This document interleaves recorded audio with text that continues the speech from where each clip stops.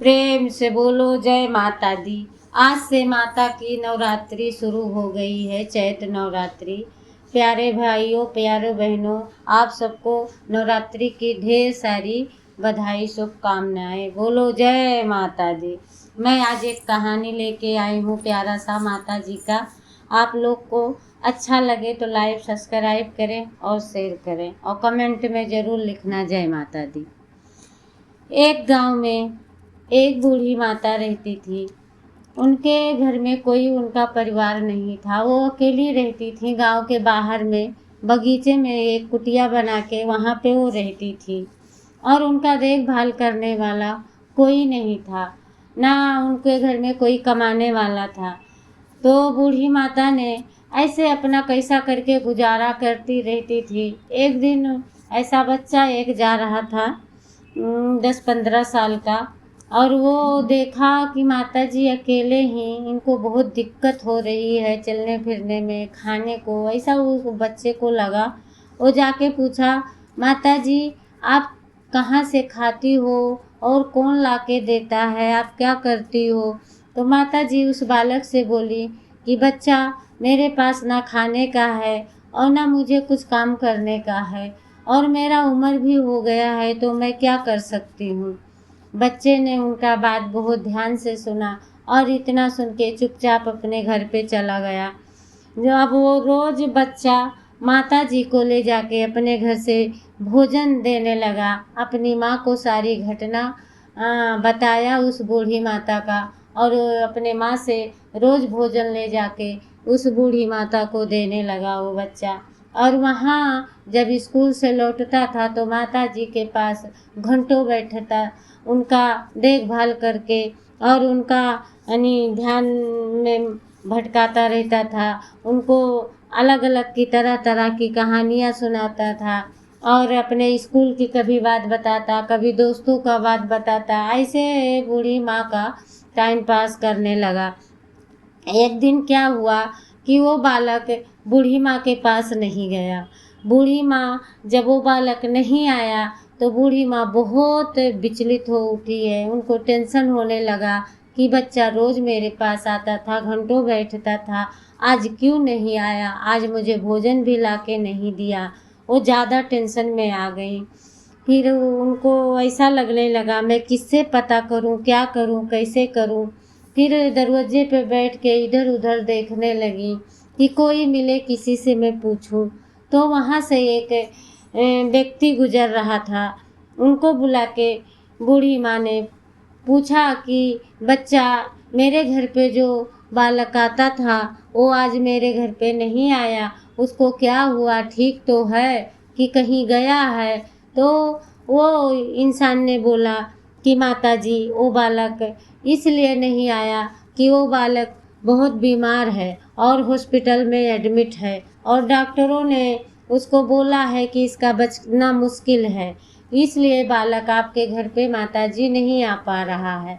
वो इंसान का बात सुन के बूढ़ी माँ बहुत परेशान हो उठी और टेंशन में उन्होंने अलग अलग के विचार आने लगे कि मैं क्या करूं, कैसे करूं।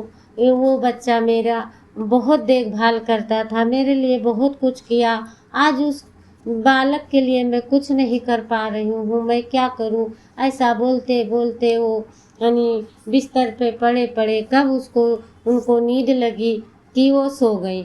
जब वो सोई तो माता देख रही हैं कि माता जी आके उनको सपने में बोल रही हैं कि आप उस बालक के बारे में इतना सोच रही हैं, तो आप उस बालक के लिए क्या कर सकती हैं? तो बूढ़ी माता बोली, आप जो बोलो माता जी, मैं वो करूँगी, लेकिन उस बच्चे के प्राण बचा लो। माता जी ने उस बूढ़ी माँ से बोला कि आप क्या कर सकती हैं उस बच्चे के लिए? बोली, मैं क्या कर सकती हूँ, मेरे हाथ पैर तो उतने चलते नहीं हैं, ताकत भी शरीर में नहीं है, तो मैं क्या कर पाऊँगी। लेकिन माता जी, उस बालक का प्राण अगर आप बचा लोगी तो आप जो बोलोगी मैं वो करूँगी। माता जी ने बोला उस बूढ़ी माता से कि आप अपने प्राण दे सकती हो। बूढ़ी माँ हंसी हंसी खुशी खुशी बोली कि इस प्राण को मैं क्या करूँगी बचा के, मेरे इस प्राण का क्या मोल है, कुछ नहीं है, ये धरती पे बोझ हूँ पड़ी पड़ी, मेरे प्राण ले लो, उस बालक के प्राण बचा लो। माता जी ने बोला नहीं, मुझे आपके प्राण नहीं लेने हैं, आपको मेरा एक बात सुनो और वही करना है तुमको।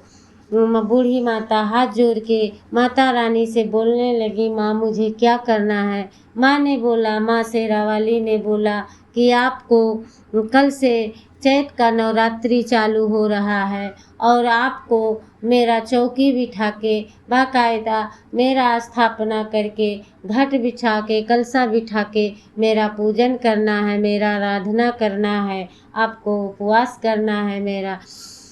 बूढ़ी माँ बोली, माता मैं कैसे कर पाऊँगी, जगत जननी जगदम्बा, आप तो मेरी दशा देख रही हो, मेरे हाथ पैर काम नहीं करते हैं, मेरे शरीर में ताकत नहीं है, मैं ये सब कैसे कर पाऊँगी। तो माता रानी बोली, अगर आपको उस बच्चे का प्राण बचाना है तो आपको ये करना ही होगा। बूढ़ी माँ वो सोचने रही लगी कि कैसे करूँगी। इतने में बूढ़ी माँ का आँख खुल गया नींद से।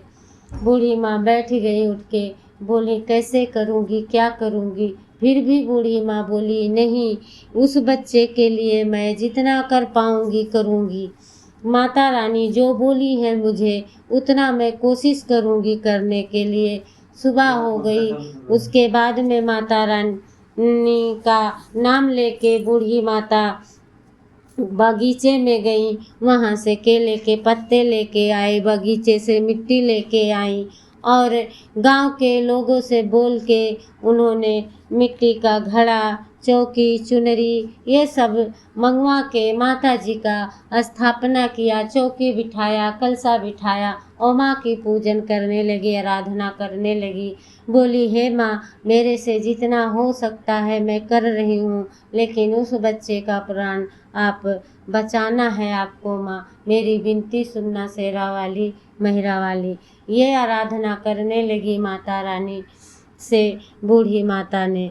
फिर धीरे धीरे 2-4 दिन बीत गए। उसके बाद में नवमी के दिन वो बालक बूढ़ी माता के पास दौड़ के आया, बोला माँ माँ। तो बूढ़ी माँ दौड़ के गई, उस बालक को कलेजे से लगा के बोली, मेरा बच्चा तू ठीक हो गया। बोला, हाँ माँ मैं ठीक हो गया, माता रानी मुझे ठीक कर दी। फिर दोनों हंसी खुशी रहने लगे।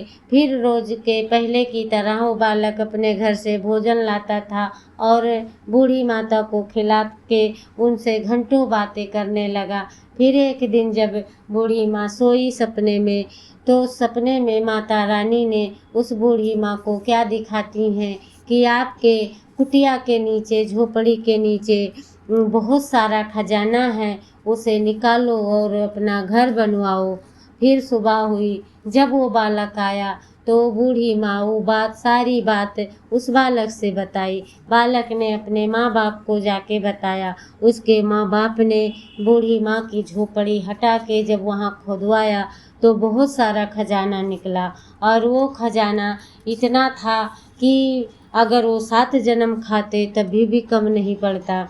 फिर उससे वहीं पे बहुत बड़ा घर बनवाया और उस बालक के माँ बाप भी वहीं में आ गए और बूढ़ी माँ का उसके माँ बाप और वो बालक दोनों देखभाल करने लगे।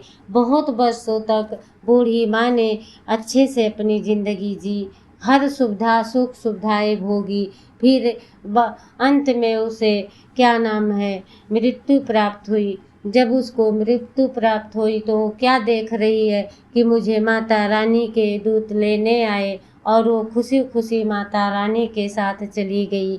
दोस्तों और बहनों, जैसे उस बुढ़िया का माता रानी ने कल्याण किया, उद्धार किया, हर संकट हर विपदा से उसको बचा के रखा, उस बालक की रक्षा की, वैसे हम लोग अगर श्रद्धा से माता रानी को पुकारेंगे, सच्चे मन से उन पे विश्वास करके उनको उनकी आराधना करेंगे तो हम सबका भी सारे दुख कट जाएंगे। प्रेम से बोलो जय माता दी।